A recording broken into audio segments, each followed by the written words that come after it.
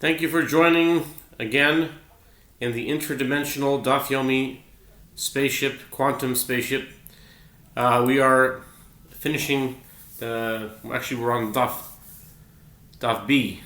Amud Beis, side B of page 62, Samach Beis Amud Beis. We were in something very interesting where starting from the bottom of 62a, when they made fun of Rav Yosef for making a simple mistake, and Rav Yosef it says that Abaya was correct in saying what he meant, and didn't make fun of him, and so the last line says, Abaya, who is a great man, knows what I meant to say. Rav Yosef he applied the following verse to those who mocked him. They mocked him for saying something about the altar, the size of the altar. Sorry, we'll fly here. The size of the altar. He said it was 1 cubit, and then they said, well, the verse says explicitly it was 5 cubits long by 5 cubits wide, and the altar should be square. So it could be a simple mistake. No one's perfect. I don't know why they had to mock him because of that. And it's puzzling to me why people of that stature would be said that they're mocking. But I don't know. It doesn't say their names, so that's a good thing. But it says that he was mocked for making a simple mistake. Anyone can make a mistake. Anyway, let's continue. We're on top of 62b. He said, Yosef said, the ones who mocked him applies this verse, B'nai Keturah, the children of Keturah, Genesis 25, verse 4, top of 62b. Although Keturah's children were children of Abraham, they were not of the same caliber as Isaac. Similarly, Rabbi Yosef was saying that his other students were not of the same caliber as Abaya. Maybe they weren't a mensch like Abaya was. That's just simple derech eretz. It's not to make fun of your rabbi. They wouldn't do that today. They wouldn't. I can't imagine anyone in any Lakewood Yeshiva making fun of the rabbi if the rabbi made a mistake. But this is a different time, maybe. It's a different era of history. Anyway, Yosef said Yosef said that Abaya was a cut above the rest, and they were like the children of Keturah. They weren't exactly 100% Jews in his view. Having mentioned this term, the Gemara relates to some of Tarfon's sister was sitting silently before Tarfon in an attempt to encourage him to say something. He began and said, these verses, the verse states, this is something completely different, but just saying, we're talking about Keturah, so. It says, Tarfon would try to keep his nephews, his little nephews. He wanted to keep them up, so he said something silly, and they corrected him. So he did it on purpose in order to keep them, to make them wake. So the verse says, and Abraham took another wife, and her name was Yohani. So they said to Rabbi Tarfon, it's written Keturah, Genesis 25:1, not Yohani. Rabbi Tarfon read, and he said about the phrase, the children of Keturah, they were able to contribute only the small piece of information. He got them to open up a little bit. Abaye Barhuna. Who's Abaye Barhuna? I never heard of him. It's Abaye, but Abaye Barhuna? Wow. Abaye Barhuna. Chama Barguria. Gezirin Shazmaishe, Orkanama Vrakmanama, Viragan Gamaka Godesh. So, Abaye Barhuna says that Rav Chama Bar Guria says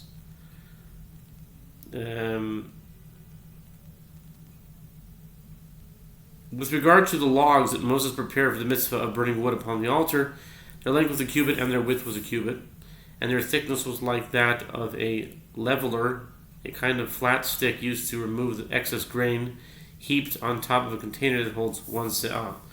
Amar Biyama Geduma.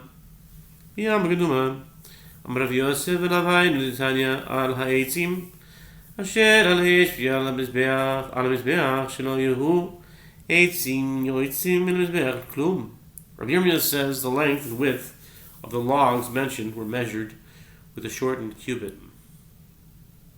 Rabbi Yosef said, "Is this not as it is taught in a Braita?" The verse states, "Upon the wood that is on the fire, that is upon the altar," Leviticus 1:8. The seemingly superfluous phrase, "that is upon the altar," teaches that the wood should not extend at all beyond the area of the altar designated for the arrangement of wood. Since this area was 1 square cubit, the logs were exactly 1 cubit as well. Tanan Hasam, Kevesh Hayad, Lideroma Shel Mizbeach, Orech 32 Al Rochav 16. This is what I was looking for. Okay. Menohani Mili, Amar Avuna, Amar Kanav, Shachado Yisrael, Yeracham Mizbeach, Sofer, Yeracham Sofer, Upana Bedaroim. The Gemara discusses the ramp of the altar. This is what I was looking for. Ladies and gentlemen, thanks for making it this far. This, in Midos, talks about the width and the length of the ramp. And these are two very important numbers in the PL89, Gematriatic Quantum Thought Calendar. And it comes from a Mishnah in Midot. And it says here Midot 36a, and the Talmud brings the Mishnah. The Gemara discusses the ramp of the altar. We learned in the Mishnah there, Midot 36a. There was a ramp, and 36 is also on the H column. This is amazing. The H column in the PL89 contains 16, it contains 32, but it also contains 36. So in 36, in Midot 36, it talks about the ramp was 32 by 16. It says the 16th. This is going on the PL89 today, no doubt. No diggity, no doubt. No diggity, no doubt. There was a ramp that was located on the south side of the altar, whose size was a length of 32 cubits by a width of 16 cubits.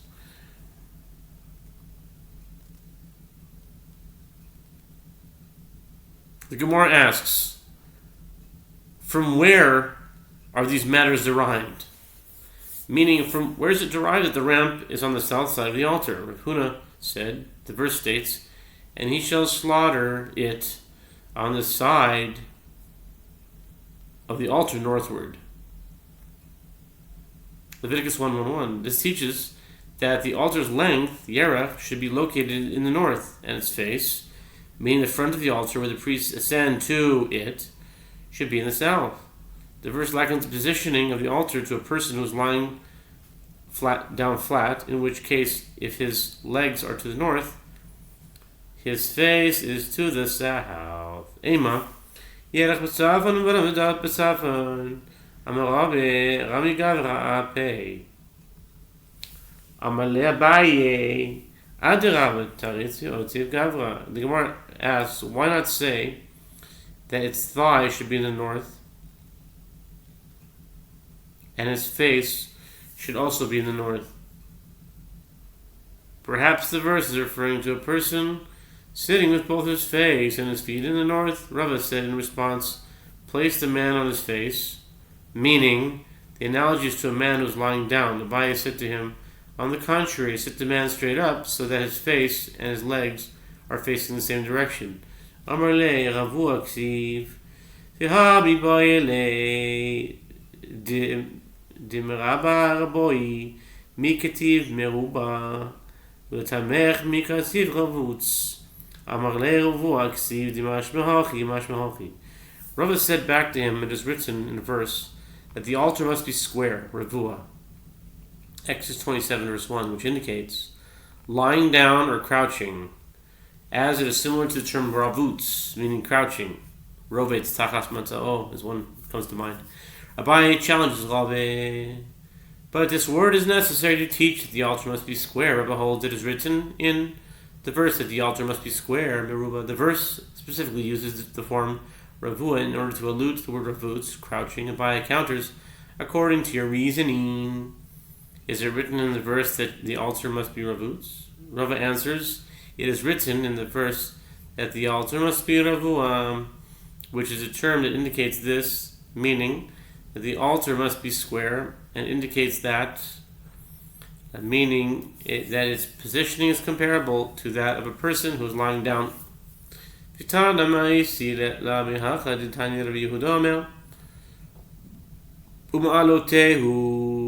פינות קדים כל פינות שאתה פונה לא יהיו אלא דרך ימין למזרח. The Gemara adds, and another Tana cites the source for the ram's positioning from here. As it is taught in Hebraic, the Rebbe Yehuda says, the verse states with regard to the future altar, and its steps shall look toward the east. Ezekiel 43:17, which indicates that all the turns, pinot, that you turn should only be to the right, and you should only turn to the east. Only if the ramp is in the south can one turn to the right and be facing eastward.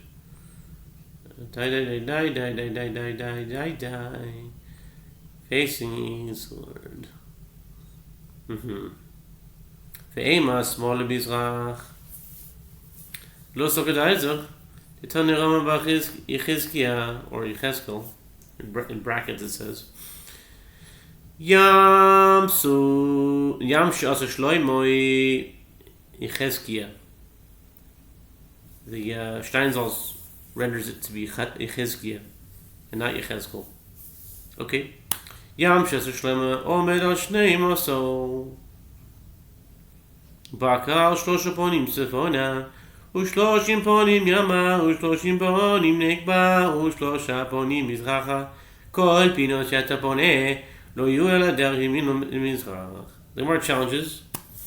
The verse indicates only that after a person turns, he is facing eastward. Why not say that the ramp was located in the north, and the priest turns left and faces eastward? The Gemara answers, this possibility should not enter your mind. As Rami Bar Yechizkiah teaches, a verse describes the sea, meaning the basin that Solomon built, in the following terms. It stood upon 12 oxen, 3 looking toward the north, and 3 looking toward the west, and 3 looking toward the south, and 3 looking toward the east. 2 Chronicles 4:4. From the order of the directions in which the verse lists the groups of oxen under the basin, it can be derived that all the turns that you turn should be only to the right and to the east. The Gemara challenges. That verse is necessary to teach its own information describing the basin. The Gemara explains, if so, why do I need the verse to repeat the term ponim ponim? It must be in order to teach how one turns while performing the sacrificial rite upon the altar, in which in turn teaches the location of the ramp. Sha'al Rabbi Shimon ben Yossi ben Lakonia. Et Rabbi Yossi. Omer haya Rabbi Shimon ben Yochai. Avir yesh ben kevesh lemizbeach. Amar lo v'yata yata omer ken. Ve'lo kvar nemar v'asita olatecha. Avasar v'yadam madam bezrika af basar bezrika. Rabbi Shimon ben Yossi ben Lakonia asked Rabbi Yossi, is it so that Rabbi Shimon ben Yochai used to say that there is airspace, meaning a gap between the ramp and the altar? Rabbi Yossi said to him, and you, don't you say so as well? But isn't it always stated, and you shall offer your burnt offerings, the flesh and the blood? Deuteronomy 12:27. The verse juxtaposes the flesh of the burnt offering with its blood to teach that just as the blood is presented upon the altar via tossing, while the priest stands on the ground next to the altar, see Leviticus 1:5, so too the flesh of the burnt offering is presented via tossing. In order to fill the requirement, the priest stands on the ramp and tosses the flesh over the gap between the ramp and the altar so that it lands on the arrangement of wood. Amar lo, shani omer, omed b'tzav ma'achav v'zorek. Rabbi Shimon ben Yossi ben Lakonia said to him, if the verse simply teaches that flesh must be tossed onto the arrangement of wood, it does not prove that there must be a gap between the ramp and the altar, as I say that the priest should stand next to the arrangement of the wood and toss the flesh onto it. Amar lo, keshu zoyrek lemaracha deluka hi zoyrek, or lemaracha she'en deluka hi zoyrek, havi omer lemaracha deluka hu zoyrek, has mishum no yashom. Rabbi Yossi said to him, when he tosses the flesh, does he toss it onto a part of the arrangement of wood that is burning, or does he toss it onto the part of the arrangement of wood that is not burning? You must say that he tosses it onto a part of the arrangement of wood that is burning. And there, according to your suggestion, that the priest is standing next to the arrangement of wood, he would have to toss the flesh, because it is impossible to place the flesh directly into the fire without the priest getting burned. It would be unnecessary for the verse to teach that the priest tosses the flesh while standing next to the arrangement. Consequently, when the verse juxtaposes the blood with the flesh, it must be teaching that the flesh must be tossed over a gap between the ramp and the altar. Rav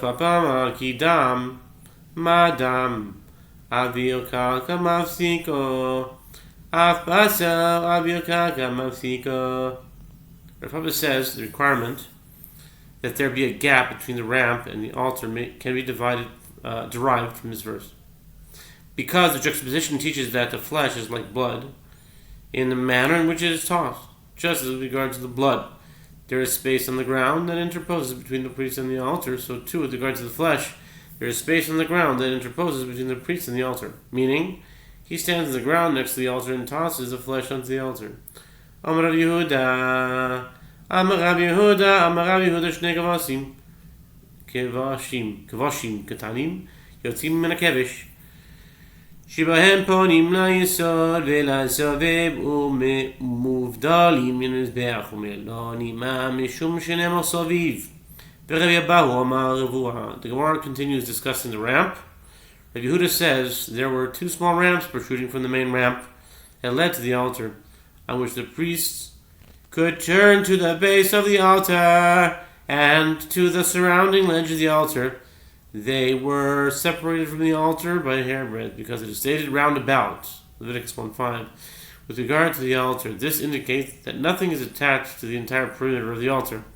And Rabbi Ba'u says that it is a different source. As it states, square, Exodus 27 verse 1, and if the ramps would be connected to the altar, it would no longer be a square. V'yitzrich l'michtav saviv, v'yitzrich l'michtav ravua. D'ika zevachim saviv, hav'yamina תעגל מעגל, כתב רחמן הרבוע, אי כתב רחמן הרבוע, הווה ימינה דארך בקייטים, כתב רחמן הסביב. The Gemara continues, and it was necessary for the verse to write roundabout, and it was necessary for the verse to write square, as, had the merciful one written only roundabout, I would say that the altar can be circular. Therefore, the merciful one wrote that the altar must be square, and had the merciful one written only that the altar must be square, I would say that the word revuah simply means rectangular, and the altar can be long and narrow. Therefore, the merciful one wrote the term roundabout, which teaches that the altar must not have some sides that are longer than others. Tanan Hasam, we learned in the Mishnah over there, elsewhere, Midot 37b.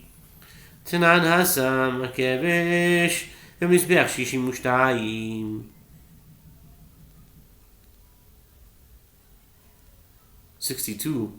The ramp and the altar together were 62. And this is Daf 62.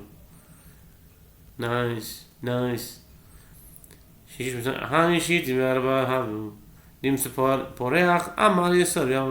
learned in the Mishnah elsewhere, Midot 37b, the ramp and the altar together were 62 cubits long. The Gemara challenges the dimensions of these are 64 cubits, as the altar and the ramp were each 32 cubits long. Midot 36a. The Gemara explains the 32 cubit measurement of the ramp is explained by the Bride as it states, it is found the ramp of the altar overhung the base of the altar by 1 cubit, on the surrounding ledge by 1 cubit, resulting in an aggregate length of 32 cubits. So there's 1 amma and 1 amma extra, so you add those extra makes the 64 extra ammas there.